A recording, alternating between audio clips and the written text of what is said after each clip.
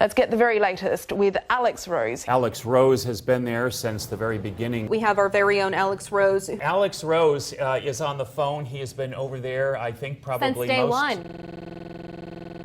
Two convicted killers that escaped from a New York maximum state prison.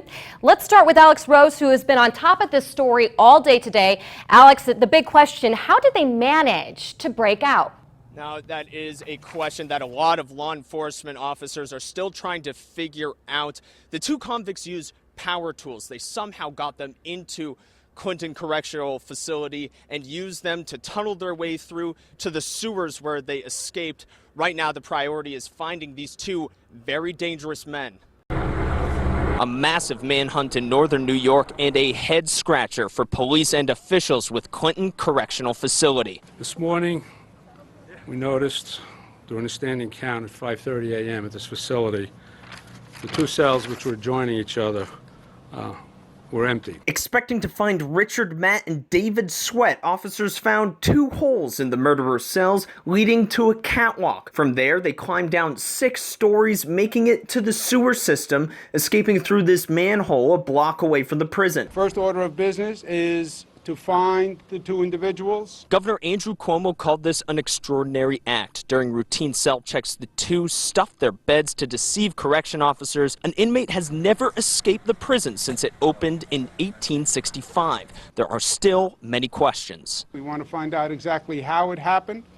Suggestion that they needed power tools to accomplish this. How did they get the power tools? From who? How? We have a lot of outside contractors that come in to do various repair jobs, so we're following those leads. But at this time, we don't know where the tools are. Just going to do a quick check and then you're good to go. Every road, house, and building is being swept systematically within a 10-mile radius by over 200 New York State troopers, the FBI, canine, and tactical units. The perimeter grows as the search continues. These are two dangerous individuals.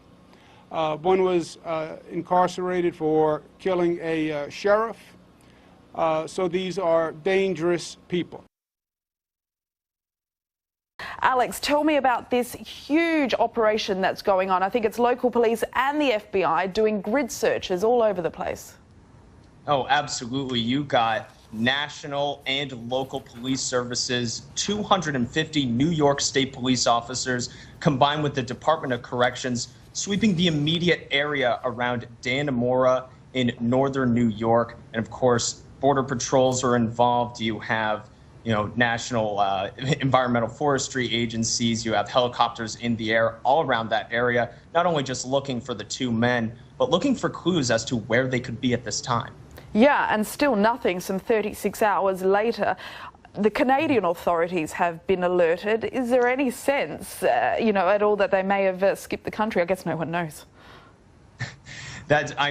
Today, earlier at a quick press briefing, New York Governor Andrew Cuomo said that they are following every single lead that they have. They're leaving no stone unturned, 150 plus leads as to where these two men could be. They're checking every corner of New York, Canada, Vermont, and who knows? It's a big window as to when they could have escaped.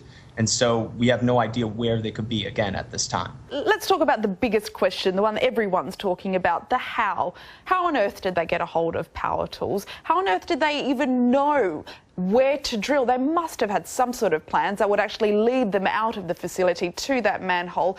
It does suggest some sort of help, doesn't it? Yes, and Governor Andrew Cuomo completely agreed with that. This was a very elaborate plan. You have them cutting through steel in the back of their cells. They had to cut through 24 inches of brick, another steel pipe, and a steel lock to the manhole that they escaped about 2 blocks away from the prison itself. There's no doubt that there is some sort of element of outside help.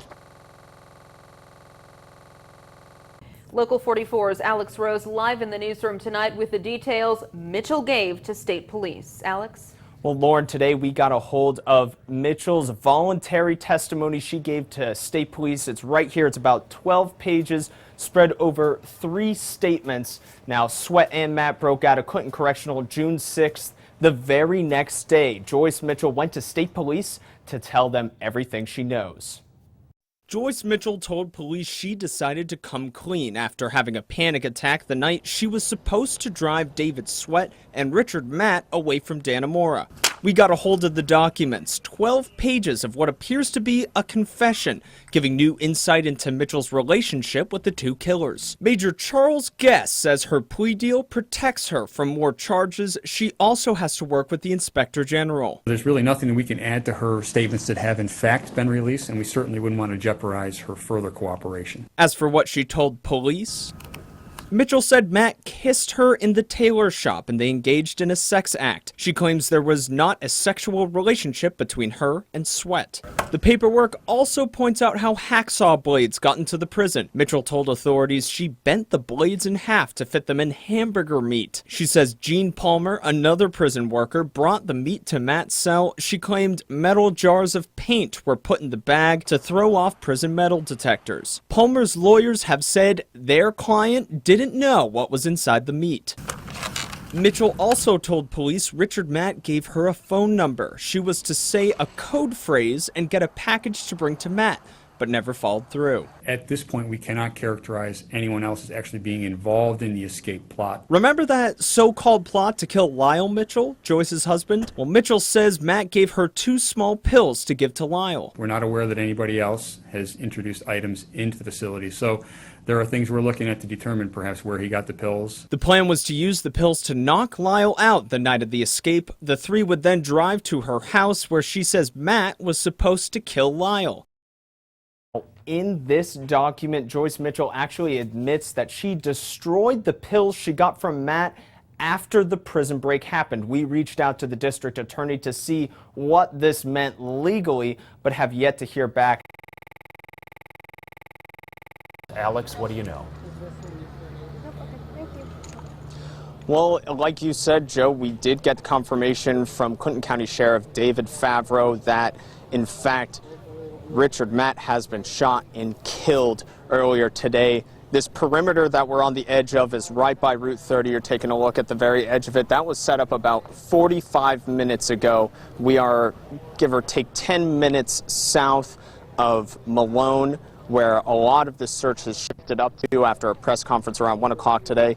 We're being told by David Favreau that Richard Matt was shot in the area of Elephant's Head. Just to give some folks some perspective, it's a small mountain on the south end of Lake Titus. It's about 8 miles south of Malone on the east side of this interstate. I'm joined now by one of the community members who lives in that area, Becky Gronquist. How are you doing today, Becky? I'm great. How are you? I'm well. I'm surprised to see you in such good spirits. To my understanding, it's hard for you to get home on the other side of this. Yep.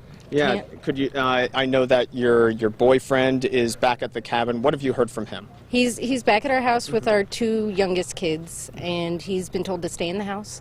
There's a few officers outside the house, and he's seen in excess of 50 emergency vehicles pass. But again, very big news here on the 21st day after these 2 very dangerous men escaped from Clinton Correctional Facility. Richard Matt has been shot and killed in the area of Elephant's Head, just 8 miles south of Malone, New York. Police still searching for David Sweat. He's still at large. While you were talking, Megan, we just saw Alex Rose run by in back of you. He is trying to get new information. What are you hearing so far? Well, I can tell you what I saw. I mean, we were really just having lunch, and then all of a sudden 10 cop cars flew by going down 30 North behind me towards the town of Constable. I just hitchhiked back over here. The North Country folk are so friendly up here, very, very hospitable. But what we saw was a lot of law enforcement converging on this small town, on a little neighborhood off-road up in Constable by the Roman Catholic Saint, the Church of St. Francis of Assisi. That's where they set up their post. They all went out there, and they came back with an ambulance that had David Sweat inside, as we learned earlier. This was, again, we haven't seen that kind of a reaction and response since law enforcement converged on Richard Matt over by Owl's Head. The town of Constable is about 5-10 miles away from the Canadian border. And so it's kind of interesting to see where these two ended up when they were apprehended, very, very far away from each other. Then again, David Sweat hypothetically having about 3 days distance between Richard Matt, where he was found on Friday. But again, 23 days searching for these two, displacing hundreds in the community, over 1,000 law enforcement. Today is finally the day. We're going to show you a little bit. I'm just being told that we're getting that video that I was talking about earlier right now. Here's a look at the scene up in Constable just a couple minutes ago when David Sweat was apprehended. This is just outside the center of town. Law enforcement heavily armed there at the scene, about 100 New York State Police troopers, all converging in that area. I was told on site by an officer that David Sweat was further back in that neighborhood, but in the end, a town constable ambulance carrying him out of there.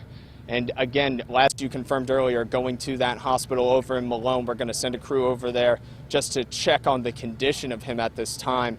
But really, just like I said earlier, there were only 2 times where we saw a major response on Friday with sirens blaring to go over towards the Elephant's Head Trail over by Owl's Head, New York, where they found Richard Matt. And then again today, just about an hour ago, when David Sweat was apprehended.